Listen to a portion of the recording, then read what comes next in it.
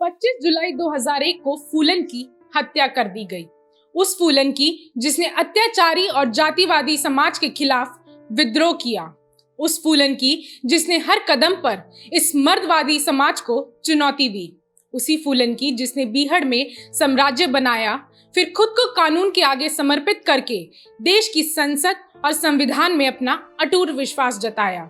देश ही नहीं, पूरी दुनिया में एक बहादुर महिला के तौर पर नाम कमाया।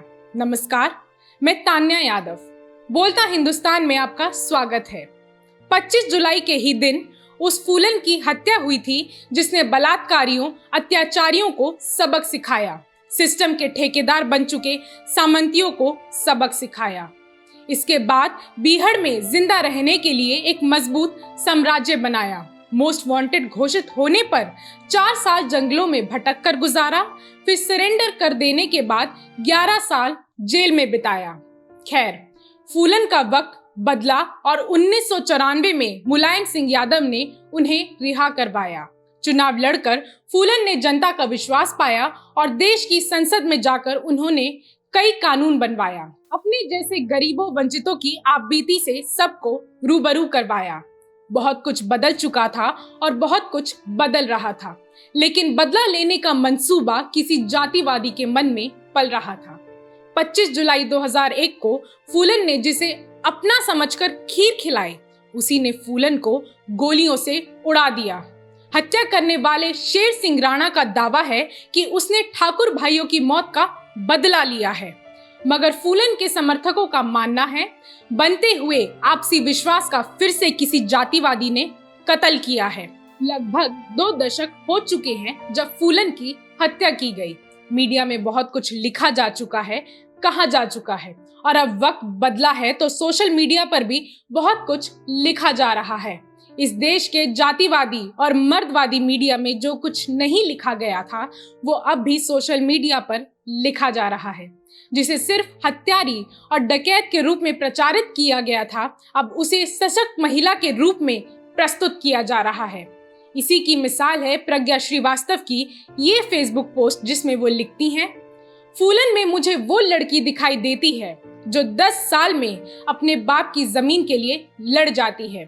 वो मैरिटल रेप से होकर गुजरने के बाद भी प्यार में यकीन रखती हैं, जो केवल और केवल 10वीं जिंदगी देखने के बावजूद संविधान की रोशनी पड़ते ही उसके साथ हो लेती हैं, जो अपने हत्यारे पर यकीन कर लेती हैं और नाग पंचमी के दिन उसे खीर खिलाकर विदा करती हैं, फिर भी कत्ल कर दी जाती हैं।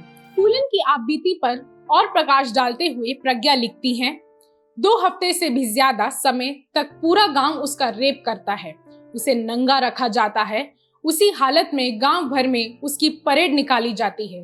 सोचकर देखिए इस जघन्यता को। एक बार को आपके अपने इंसान होने पर घिन आ जाएगी।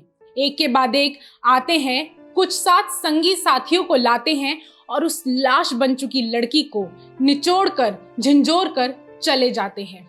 उस गांव में जहां हमारे महान संविधान की रोशनी तक नहीं पहुंची थी, वहां एक लड़की के साथ ऐसा होता है तो वो क्या करती?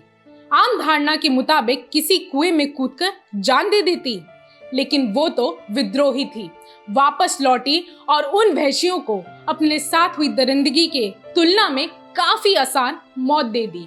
साथ ही फूलन के कानून सम्मत निर्णय की सराहना करते हुए वो लिखती हैं, फूलन चाहती तो अपने घमंड में चंबल की घाटियों के साम्राज्य में ही अपना बाकी का जीवन गुजार लेती, लेकिन भिंड के एसपी के समझाने के बाद वो आत्मसमर्पण के लिए तैयार हो गई, ये जानते हुए भी कि कानून इसके लिए उन्हें क्या सजा देगा। इसी तरह से सोशल मीडिया पर अब फूलन के लिए तमाम लोगों द्वारा सॉलिडेरिटी दिखाई जा रही है।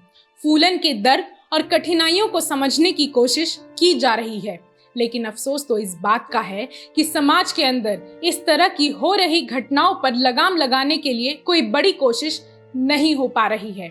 आज भी न जाने कितनी मजलूम महिलाओं को ऐसी ही लड़की की जिंदगी जीनी पड़ रही है।